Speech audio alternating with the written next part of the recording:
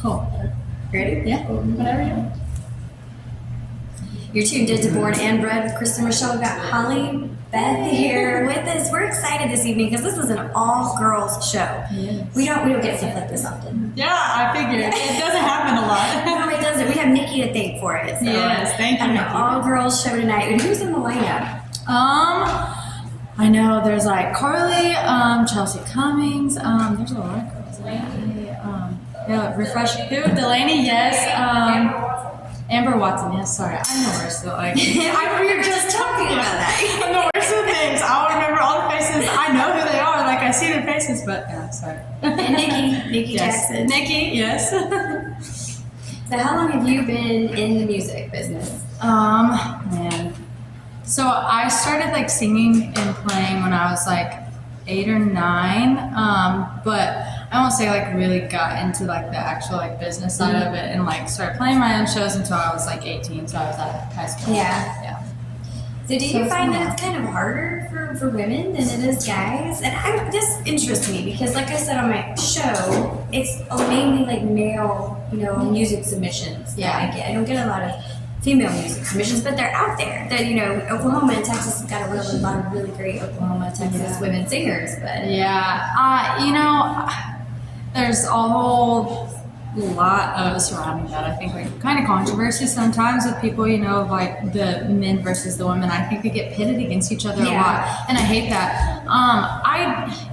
I do think that there has been a disconnect with a lot of people and female musicians, singers, artists, whatever, they're kind of even songwriters, But I do feel like it's gotten a lot better over the last several years. I think there's always room for more progress, but I also think that there is less women, or there has been in previous. I think there's a lot more coming to the surface and a lot more women that are getting involved, and I think that's great. But I think in years past, there hasn't been as many women as there has been men. So naturally, there is going to be a bit of a difference in numbers, but I think we're seeing more festivals, more venues, more radio, like everybody's involving women a lot more. And I think that's the best thing ever, just because we need it, I think there's a lot to be said with that. But I think there's always room for progress. But yeah, I can see a little bit of it.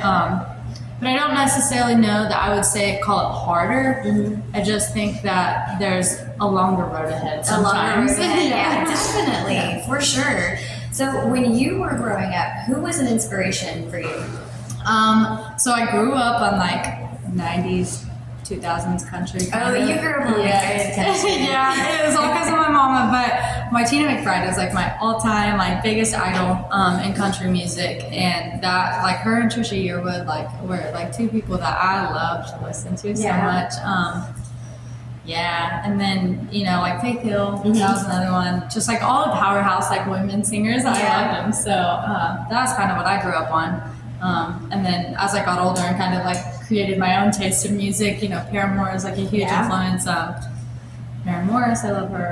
A lot of females. A lot of females. So can you remember kind of the first song that maybe you were sitting in your room singing and practicing by yourself?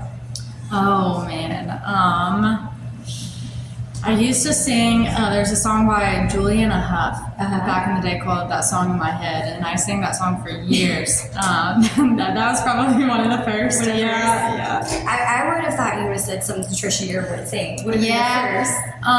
Well, also I attempted to, I won't say it was the best, but I attempted to sing Martina McBride anyway. But that song is really hard to sing. Her stuff is hard. She's got a really wide range and she's got a lot of really good songs. Yeah, she's great. I love her. Yeah. She wasn't just a voice. She was like one of the voices in country music for sure. 100%. Yeah, Martina McBride, and then you said Faith Hill from the 90s. But I guess then you go way back, and Mary Chapin Carpenter and those ladies. Yeah, but Martina McBride still had the voice. Yeah, she's great. It's still crazy. She still does.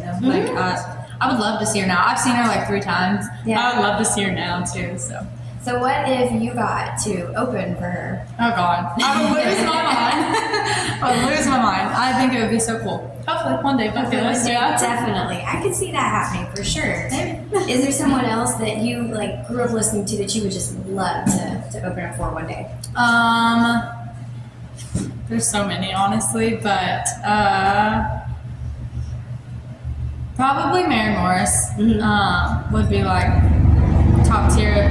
I don't know. My music definitely lately has been kind of pushing a little bit more, like especially with my new stuff, we're kind of leaning into more of the pop world a little bit. So I think like with that too, you know, like I think it would work. I feel like she's kind of dug into that a little bit too, but I don't know. We'll see. But yeah, I would love to. She's great.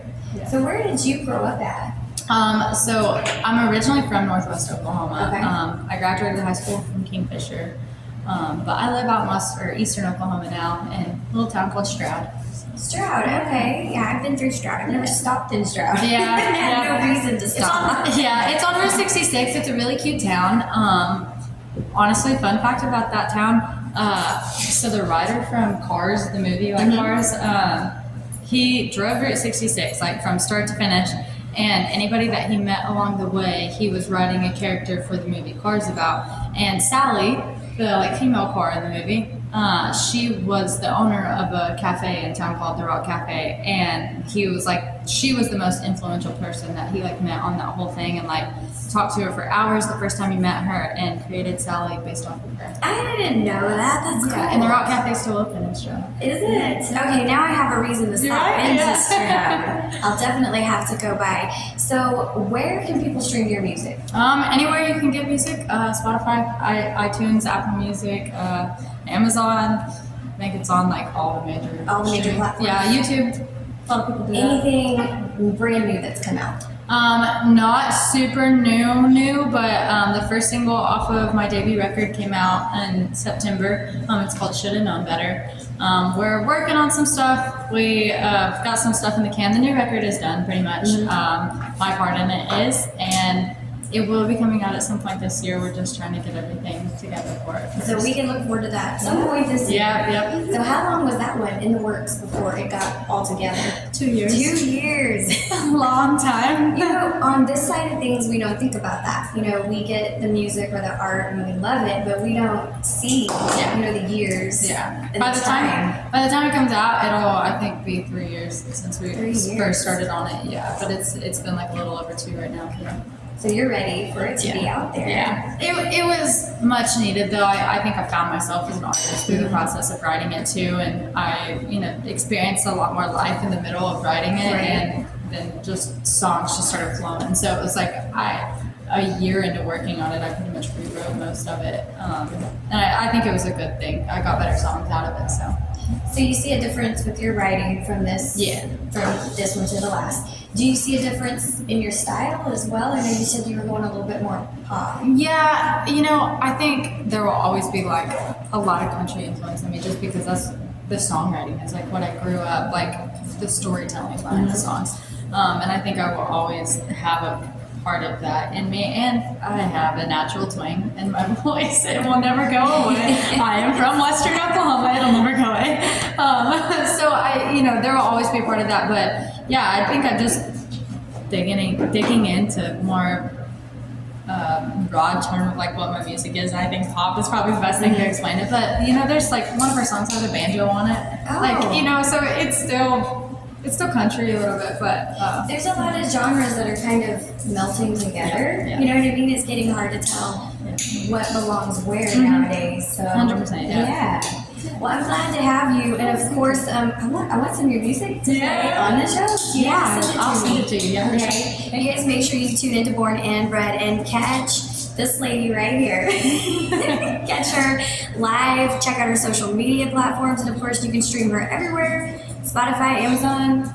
Yeah, anywhere really. Apple Music, YouTube, Tidal, I don't know, wherever you listen to your music. Make sure you check out Holly Beth, and of course, tune in to Born and Bred.